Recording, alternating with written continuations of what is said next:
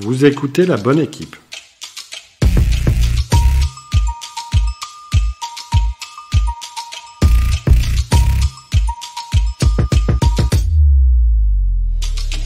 On a déjà dû vous poser la question « Qu'est-ce que tu veux faire quand tu seras grand ?» Et en général, la réponse est « J'en sais rien ». Parce qu'on a besoin de bouchers, de business développeurs, de data scientists, d'infirmières, de maires, de militaires ou encore de pompiers, le podcast La Bonne Équipe, c'est le podcast des métiers. En partant d'un principe assez simple, la bonne équipe, c'est d'abord celle qui se complète en étant persuadé, bien sûr, que tout le monde a un rôle à jouer dans la société.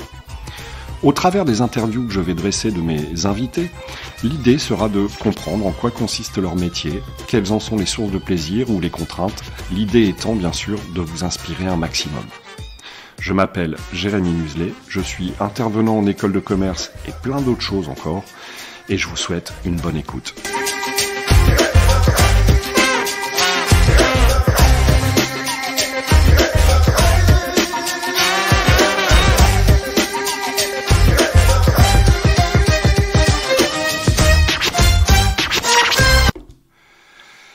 Bonjour à tous, donc aujourd'hui nouvel épisode, nous sommes dans le nord de la France sur Vambrechy avec Monsieur Brognard qui est maire de la commune. Je vais peut-être vous laisser vous présenter, Monsieur le maire. Donc Sébastien Brognard, donc je suis effectivement le maire de Vambrechy depuis le 4 juillet 2002, donc ça fait un petit peu plus de 2 ans maintenant. Je suis marié, papa de 2 filles, 2 grandes filles. Et puis je suis en parallèle professeur d'éducation physique dans un collège qui se trouve à 10 km de la mairie de Vambrechy. D'accord. Alors pour ceux qui ne situent pas Vambrechy du tout, pour les auditeurs francophones, nous sommes à peu près 10 km de Lille, un quart d'heure de la Belgique, 1 heure de Paris en TGV, 1 heure d'Eurostar de l'Angleterre. Exactement, et je dirais même plus quasiment au milieu de la grande métropole européenne de Lille, donc qui est constituée de 95 communes, et Vambrechy est en termes de surface la 5e ville, la plus grande, si je puis dire, de la métropole européenne de Lille. Ok. Pour nous donner quelques points de repère, combien d'habitants, combien d'entreprises peut-être ? Alors donc Vambrechy, c'est une ville très dynamique, qui aujourd'hui est en croissance, même si je souhaite diminuer un petit peu l'urbanisation galopante qui a été faite par le passé. Donc aujourd'hui, on est une ville qui compte environ 11 000 habitants, avec un parc économique qui est assez important, puisqu'on a 7 parcs économiques, 7 zones d'activité économique sur Vambrechy, ce qui représente à peu près 4 500 emplois et pour un petit millier d'entreprises. D'accord. Et j'ai vu par ailleurs qu'il y avait un office du tourisme. Qu'est-ce qui fait que Vambrechy, c'est une ville sympa ? Alors, effectivement, on a un office du tourisme, et d'ailleurs, j'aimerais utiliser cet office du tourisme pour pouvoir devenir une ville à label touristique. Il faut savoir que dans la métropole européenne de Lille, une seule ville détient ce label, c'est la ville de Lille. Donc je serais très fier de pouvoir faire en sorte que Vambrechy obtienne ce label aussi. Donc c'est pour ça que j'ai souhaité maintenir cet office du tourisme. Et qu'est-ce qui peut répondre à votre question, qu'est-ce qui fait que Vambrechy est une ville sympathique ? Écoutez, Vambrechy, c'est une ville déjà qui est traversée par une rivière, la Deule, qui a été aménagée de manière à ce que nous ayons 2 ports. Un port touristique qui fait l'attrait de nombreuses personnes, que ce soit métropolitaines, mais également extra-métropolitaines. Vous disiez en introduction que Vambrechy se situe à côté de la Belgique. On a beaucoup de Belges qui viennent, que ce soit des Belges francophones ou néerlandophones. On a des personnes qui viennent aussi donc du Nord et du Pas-de-Calais, pas plus tard que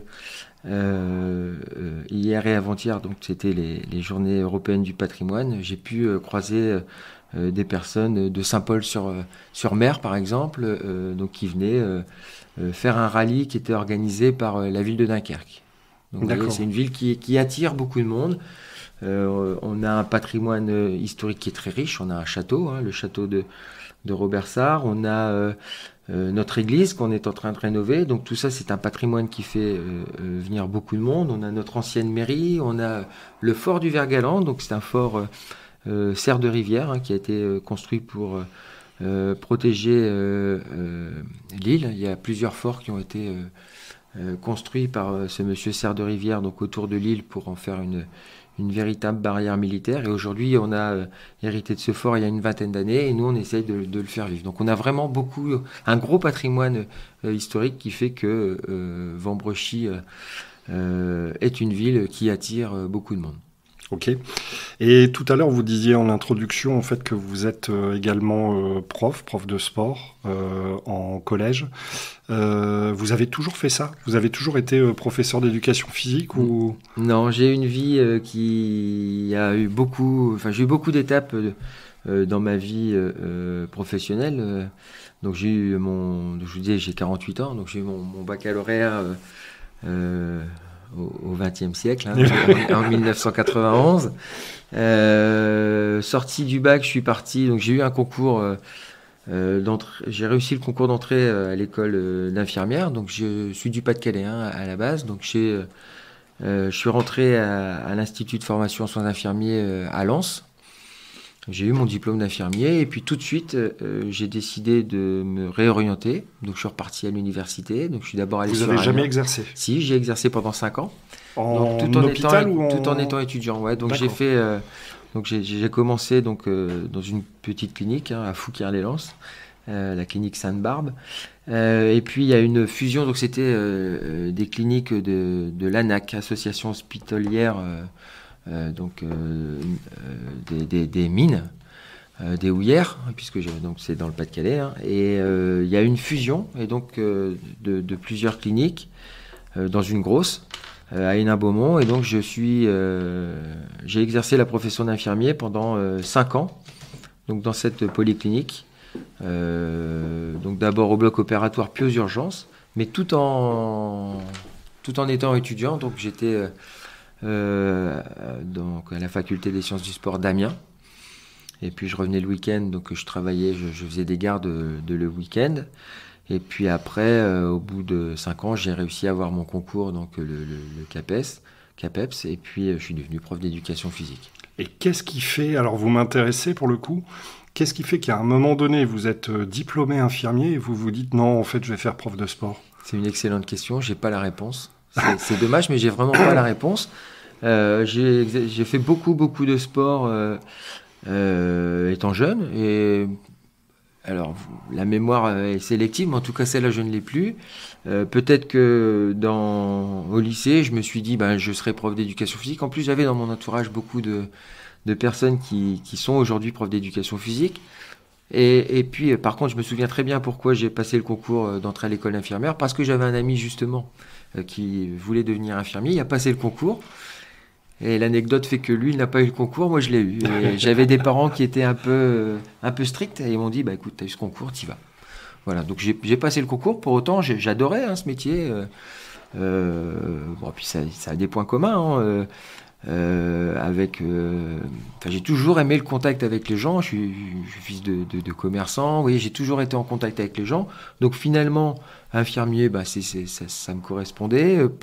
Enseignant, ça me correspond. Et aujourd'hui, maire, ça me correspond parce que je suis toujours en contact avec des gens. Mais alors justement, l'autre question qui vient, c'est qu'est-ce qui fait qu'à un moment donné, vous êtes prof de sport bien établi, on va dire, vous vous réveillez un matin et vous vous dites tiens, pourquoi pas devenir maire?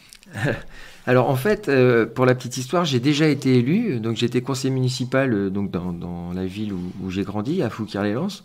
Donc à 18 ans, j'ai été élu pour la première fois, et puis j'ai rencontré mon épouse, qui est vambrocitaine. Donc les habitants de Vambrochy s'appellent les Vambrocitains et les Vambrocitaines. Donc voilà, je suis passé du Pas-de-Calais au Nord. Trahison.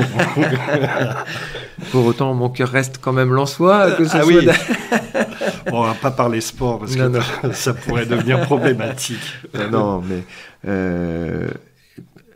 donc voilà. Donc je suis arrivé ici à Vambrochy, et puis pendant un temps, je me suis investi dans la vie associative vambrocitaine. Donc, dans les écoles de mes enfants, donc je suis devenu membre actif de l'association des parents d'élèves.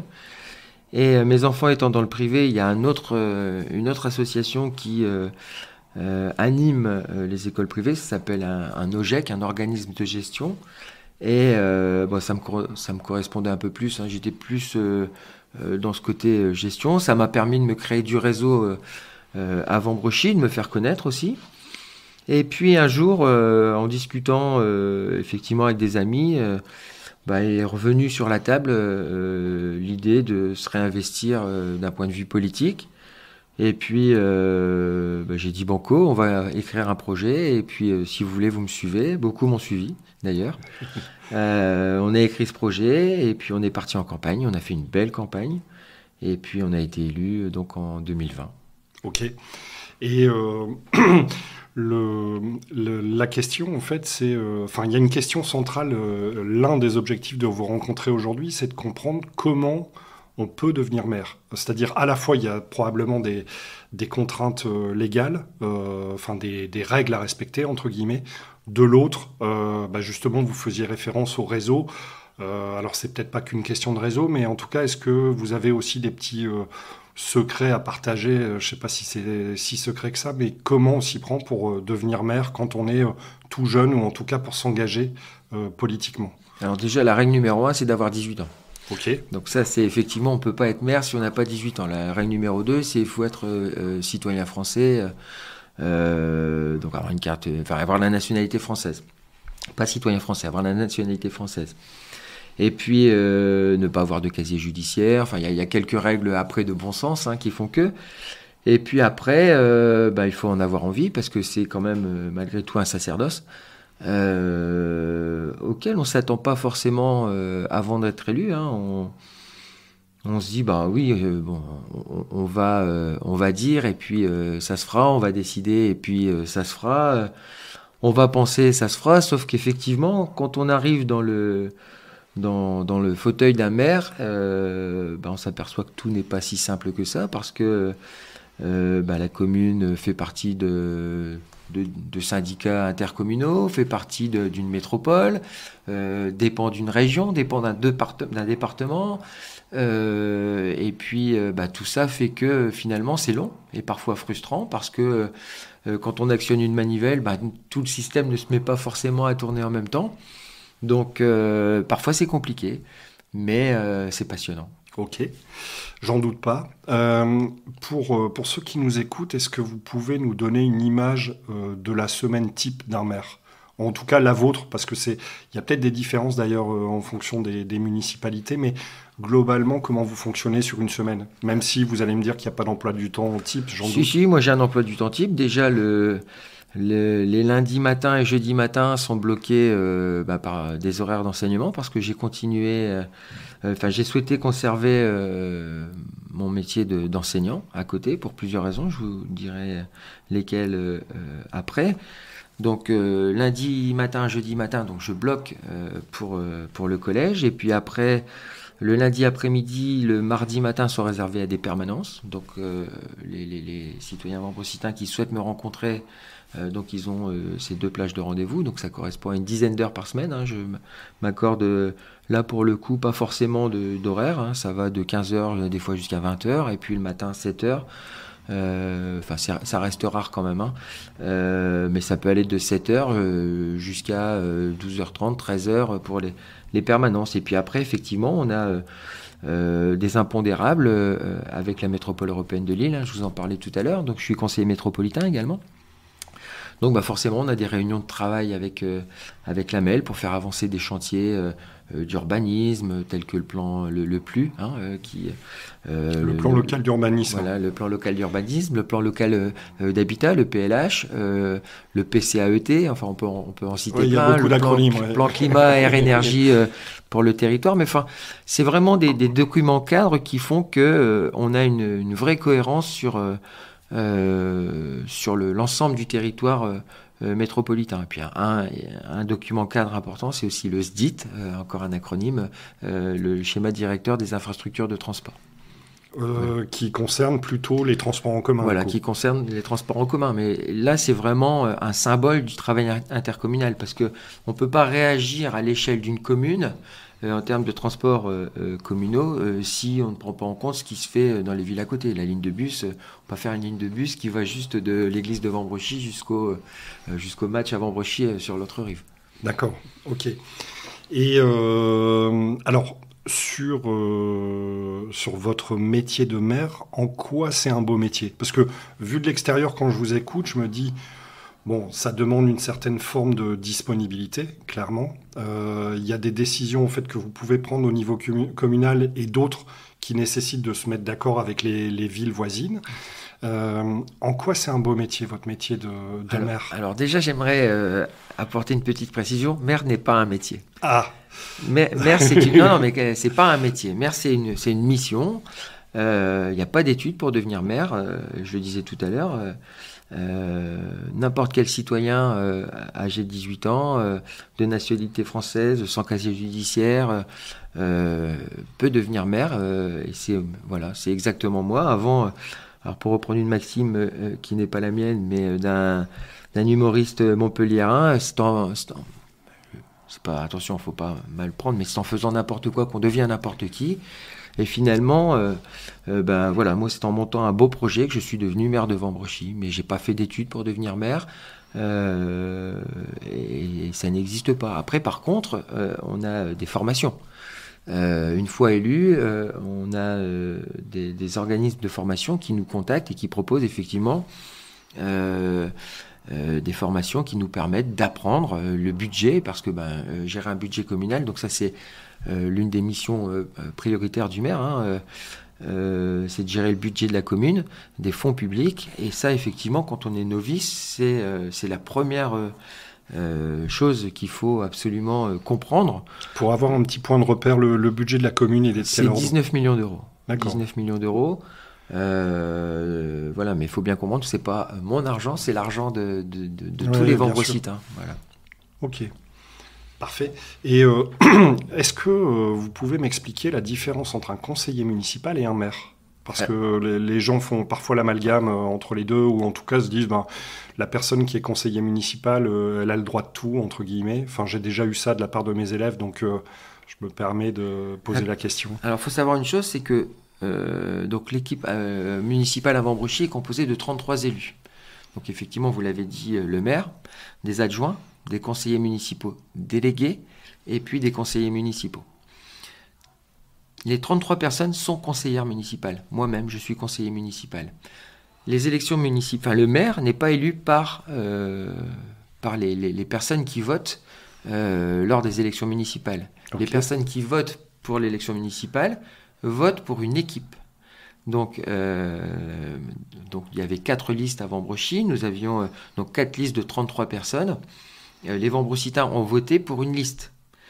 Donc nous, on a eu la chance d'avoir un beau score. On a fait 62%. Et de ces 62%, ça nous a permis d'avoir 26 élus de mon équipe élus au conseil municipal de Vambrochy. Et ensuite, on avait 2 autres listes qui, elles, représentent les minorités ou l'opposition. Chacun les appelle comme bon leur semble. Et eux ont réussi à avoir, en fonction de leurs résultats, 4 personnes et 2 personnes. D'accord. Donc ça compose un conseil municipal de 33 personnes. Et ensuite, c'est le conseil municipal qui élit son maire. Voilà, donc moi, finalement, on a fait un premier conseil municipal donc au sortir du 2e tour des élections municipales, où je me suis présenté et le conseil municipal m'a élu. D'accord. Et en fait, le nombre de places, entre guillemets, tout à l'heure, vous disiez, il y en a 26 dans ma liste et d'autres mouvances, c'est décidé en fonction du pourcentage aux élections. Tout à fait. Alors là, il y a un calcul savant, je ne le connais pas par cœur, mais qui permet d'avoir... donc déjà, quand on gagne, on a 50% plus une voix. Ça, c'est la règle. Et puis après, en fonction du pourcentage supplémentaire... qui est supplémentaire à 50,01%, apporte des voix, des personnes supplémentaires dans le conseil municipal. Donc moi j'étais à 62%, on avait 12% en plus des 50,01%, et ça nous a permis d'avoir donc 12 personnes en plus. D'accord. Puisque la moitié c'est 16, pardon, plus 1, pour faire la majorité. 33, donc ça fait la majorité. Et après, chaque pourcentage apporte des personnes en plus pour compléter la majorité. D'accord, ok. Et vous avez partiellement répondu à ma question de en quoi c'est un beau métier. En quoi c'est un Pourquoi beau vous métier? aimez... Enfin, alors, vous m'avez dit c'est pas un métier. En quoi c'est une belle mission? C'est une belle mission. Alors, c'est une belle mission parce que ça permet déjà, peut-être de laisser une belle trace dans l'histoire, se dire que Sébastien Brognard, un jour, ça sera le maire qui a fait ça. Donc ça, c'est quand même une belle fierté. Donc là, peut-être que dans 10 ans, on dira Sébastien Brognard, c'est lui qui a amené le tramway à Vambrechy, qui a amené la ligne de tramway à Vambrechy. Ensuite, ça permet aussi d'être au contact des gens, de voir une vraie réalité de terrain, et puis de permettre d'agir à plus haut niveau pour essayer de régler les problèmes des uns et des autres. Et quand on voit des personnes dans la rue et qui viennent vous voir en disant oh là je peux pas, enfin je suis embêté, j'ai du mal, je sais pas moi, à faire mes courses, j'ai du mal à faire mon ménage. Parce que je suis seul, j'ai perdu ma femme, ça m'est arrivé ce week-end, c'est pour ça que je prends cet exemple, et de réussir à décrocher un rendez-vous au centre communal d'action sociale et puis d'aider cette personne, là c'est une vraie fierté de se dire qu'on peut aider les gens.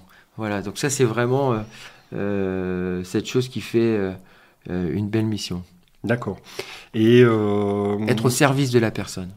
Ok, j'entends bien. Qu'est-ce qui peut être plus pesant dans cette mission? Alors j'ai plein d'idées peut-être préconçues, si vous voulez, je vous les je peux répondre. Ce qui est pesant, c'est aujourd'hui finalement les personnes, les réseaux sociaux sont très pesants. Mais dans tous les métiers. Oui, mais là particulièrement, en fait, aujourd'hui on a des gens qui se permettent de dire des choses. De critiquer sans apporter aucune solution finalement. C'est de la critique gratuite, bête, méchante, sans aucune réflexion, sans connaître aucun dossier, c'est porter des jugements de valeur. Alors moi, on attaque rarement ma personne. Mais et ça, c'est une qualité qu'on doit se forger quand on est maire, c'est réussir à se construire une carapace pour dire finalement, c'est pas toi qui as attaqué, c'est des actions qui sont attaquées. Voilà, et je pense que si on n'a pas fait cette démarche de construire cette carapace, ça peut être compliqué. En même temps, vu de l'extérieur, c'est hyper compliqué de faire l'unanimité. C'est-à-dire que quoi que vous fassiez en étant le meilleur maire du monde, exactement. Vous avez le vote je connais peu de votes à 100% d'adhésion. Exactement, oui, tout à fait. Et l'autre question que je me posais aussi, c'est peut-être, est-ce que c'est compliqué d'être les enfants d'eux ou la femme d'eux? Oui, alors je vais vous répondre, mais par contre, j'aimerais revenir sur ce qui est pesant. Et ce qui est pesant aussi, vous savez, c'est dire, est-ce que j'ai pris la bonne décision? Parce que finalement, quand on se retrouve face à un document, quel qu'il soit, alors je vais parler du plan local d'urbanisme, le PLU, dont on parlait tout à l'heure, finalement, on peut dire ou consulter et puis ne pas avoir l'unanimité. Et finalement, la personne qui va avoir le dernier mot ou la dernière décision, c'est le maire. Et derrière, c'est se dire, est-ce que c'est la bonne décision? Voilà, on n'est jamais sûr que c'est la bonne décision. Donc ça, c'est pesant. C'est pesant. Pour répondre à cette question, est-ce que c'est facile d'être femme d'eux ou enfant d'eux? Donc je disais, j'ai 2 enfants, 2 filles de 19 et 17 ans. Alors la fille de 19 ans, aujourd'hui, vole quasiment de ses propres ailes. Elle est en études en Belgique. En revanche, ma fille de 17 ans... parfois j'ai quand même des reproches, je suis pas à la maison, je m'occupe plus d'elle, donc ça oui, pour elle c'est difficile d'être la fille d'eux. Et puis c'est vrai que aussi à l'école on dit toujours ouais mais ton père c'est le maire de Vambrechy, voilà, mais pour moi c'est elle prend tout sur elle et puis finalement elle accepte les choses mais je suis pas sûr qu'elle les accepte, vous voyez? Oui, je comprends bien. Et puis être la femme d'eux, ou le mari d'eux, parce qu'il y a aussi des mères qui sont femmes. C'est aussi un sacerdoce pour les conjoints parce que, alors moi j'ai la chance d'avoir un couple qui est très solide. Ma femme m'a toujours soutenu depuis le début de la campagne jusqu'à aujourd'hui, hein, et puis on discute beaucoup ensemble, alors même si elle n'est pas du tout politique, mon épouse, mais par contre elle est vambrocitaine. Et je partage beaucoup les décisions que j'essaye de prendre. Et puis, alors vous dire qu'elle a une influence forte, ça serait peut-être exagéré, mais elle a une influence. Et puis, elle arrive à canaliser parfois des décisions qu'on pourrait prendre finalement à vif. Et elle dit, mais attendons que ça Elle retombe. vous aide à prendre du recul. Voilà, exactement. D'accord. Exactement. Et non, mais je la remercie vraiment chaque jour d'être derrière moi parce que c'est pas simple pour elle. Je vous dis, elle a pas perdu son mari, hein, c'est pas ça, mais on se voit beaucoup moins quand même. Oui, ça paraît normal au regard de votre disponibilité déjà. Et alors l'autre question qui me taraude, c'est comment on mesure sa performance quand on est maire? Parce que globalement, il y a l'échéance électorale, on va dire, mais ça, à la limite, j'ai envie de vous dire, il est trop tard en fait quand vous avez reçu le résultat. Donc et pourtant, c'est la meilleure mesure. Ouais, c'est la meilleure mesure, on est bien d'accord, mais je sais pas, au quotidien, vous avez des choses qui vous font dire, tiens, je pense qu'on va dans le bon sens, ou à contrario, alors, naviguer à vue, c'est peut-être pas la bonne question, mais moi, je trouve que c'est difficile, votre métier. Alors votre mission, pardon. Ouais. moi, je suis, je dis toujours que tous les problèmes se trouvent dans la communication. Et dès qu'il y a quelqu'un qui exprime un souci, je vais à sa rencontre, je communique. Alors, on n'arrive pas à satisfaire forcément la personne, pas forcément à convaincre, mais au moins, moi, je mets un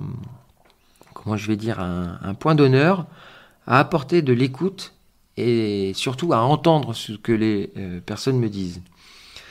Alors, de là à les satisfaire, non, parce que des fois je dis non, parce que c'est pas possible. On me pose une doléance, une question, est-ce que vous pouvez faire ça pour moi? Des fois je peux, c'est facile.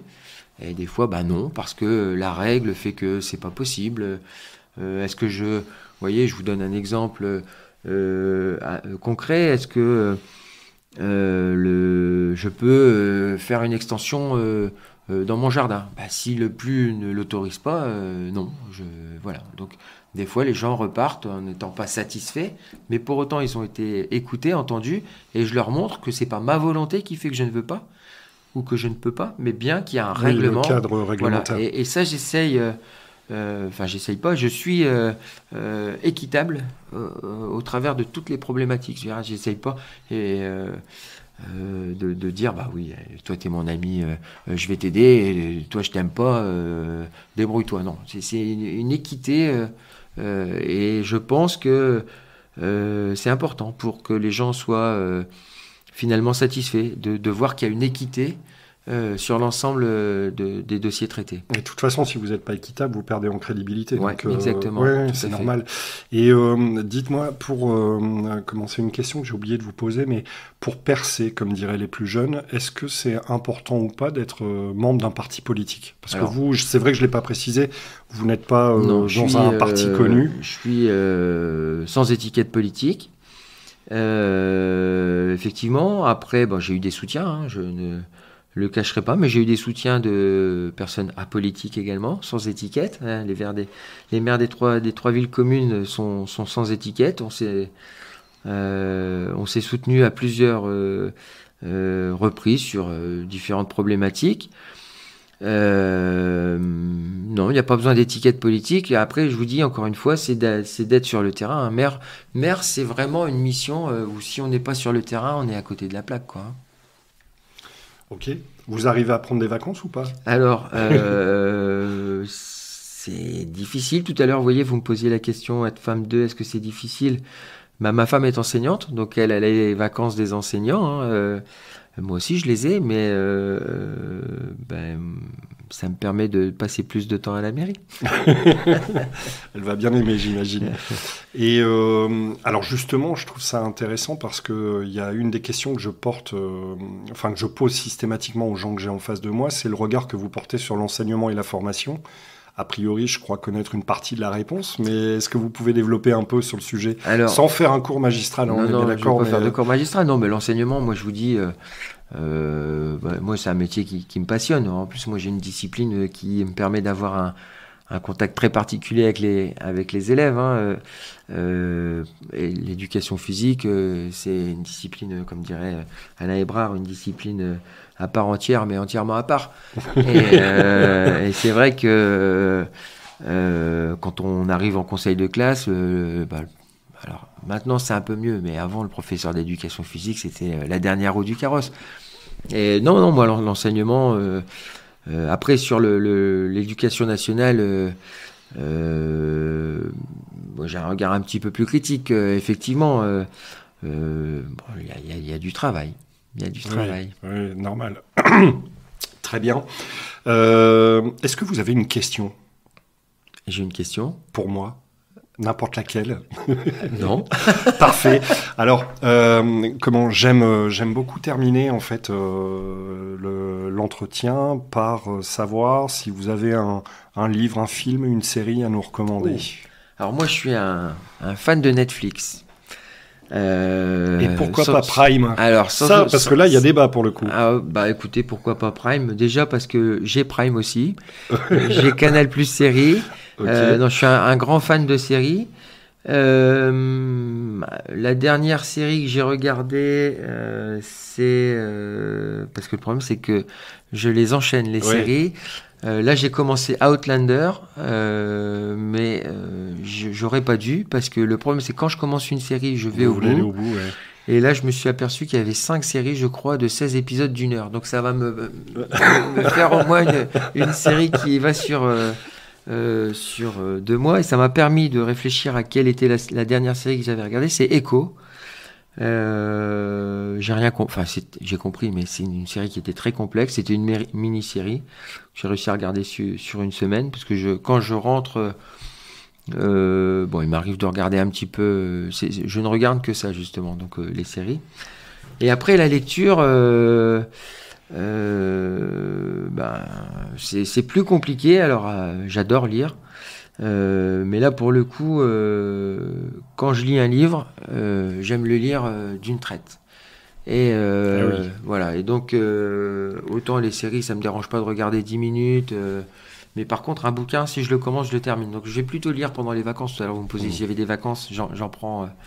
J'en ai pris là en juillet-août. Voilà. Donc, je vais plutôt lire là. Mais sinon, aujourd'hui, mes lectures, c'est des gazettes politiques, hein, la Gazette du Maire.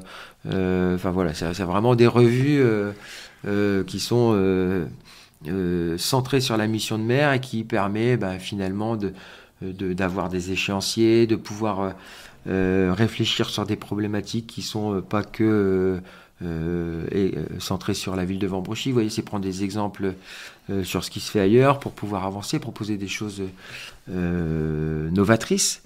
Là aujourd'hui, le gros enjeu, bien évidemment, c'est un enjeu d'éco-responsabilité. Hein. Clairement, On doit mettre aux normes tous nos bâtiments publics de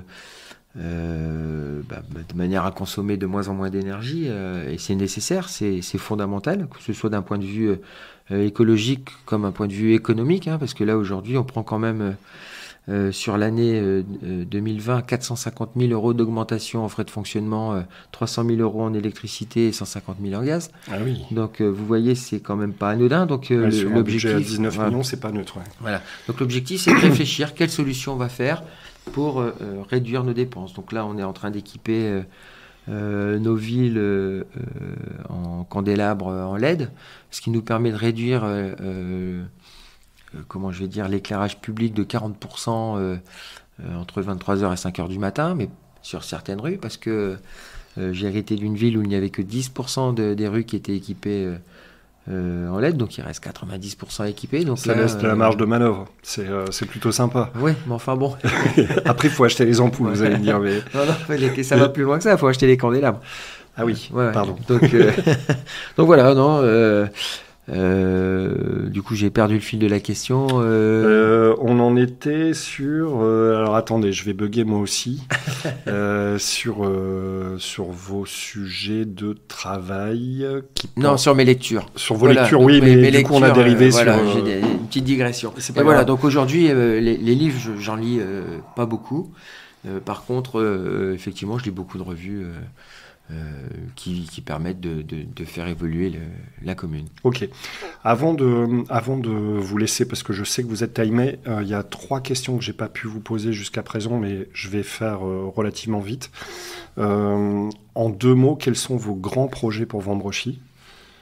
Alors, donc là, aujourd'hui, on a 2 grands projets. 2.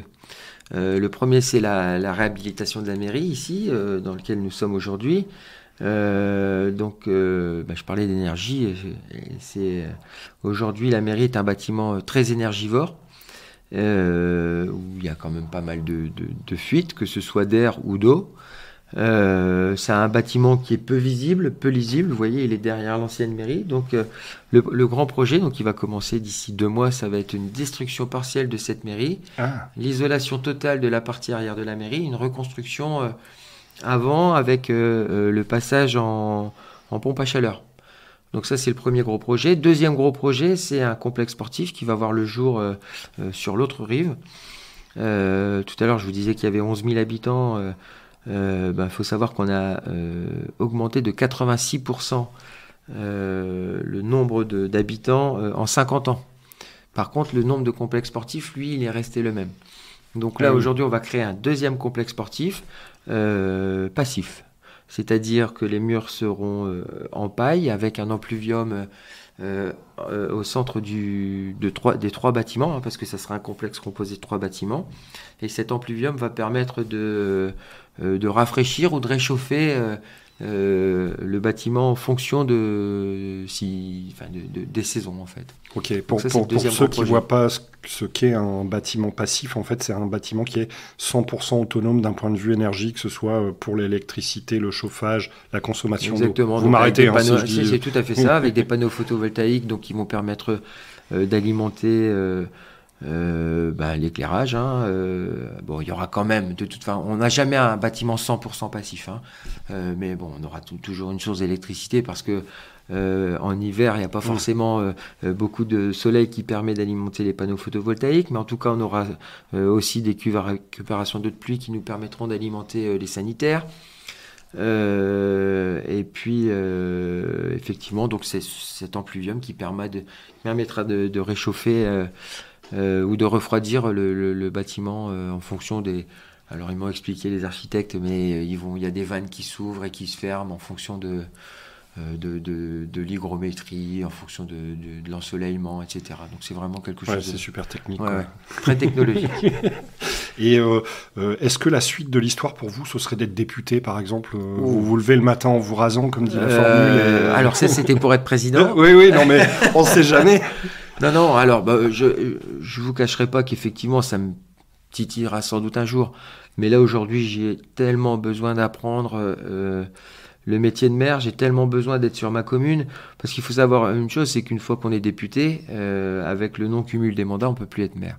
Et aujourd'hui, moi, j'ai fait le choix et l'engagement, surtout j'ai pris l'engagement auprès des Vambrocitains de rester dans ma commune.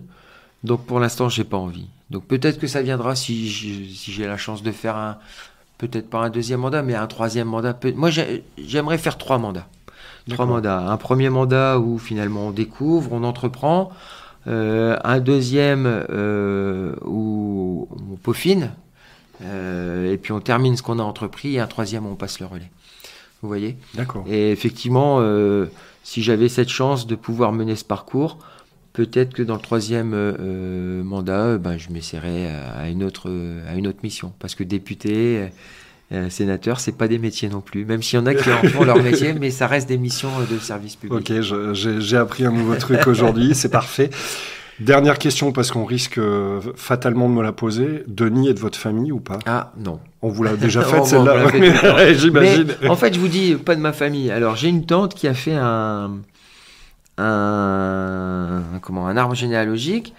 Et elle soutient que oui, que ça serait du côté de mon arrière-grand-père où il y aurait une fratrie qui... mais voilà, bon, les Brognards sont très étalés dans le Pas-de-Calais. Et l'animateur télé Denis Brognard, je crois qu'il habite en Bretagne de mémoire. Mais il me semble qu'il a des origines quand même du Nord. Donc il se pourrait bien. Mais en tout cas, c'est pas de ma famille proche. Ok, je vous remercie monsieur le maire pour votre accueil. Merci à vous. Bonne journée. Merci, bonne journée. Si tu es arrivé jusque-là, c'est que tu as écouté cet épisode dans son intégralité. Et dans ce cas-là, je t'en remercie vivement. Si tu veux nous aider à remonter dans les moteurs de recherche, pour ça, il y a 3 solutions. La première, abonne-toi directement au podcast La Bonne Équipe. La deuxième, mets-nous des commentaires trop sympas et des évaluations qui vont avec sur les plateformes comme Apple Podcast ou Spotify. Et enfin, n'hésite pas à abonner de force tes amis ou ta famille, ça leur fera du bien. Sur ce, je te souhaite une bonne semaine et à la semaine prochaine.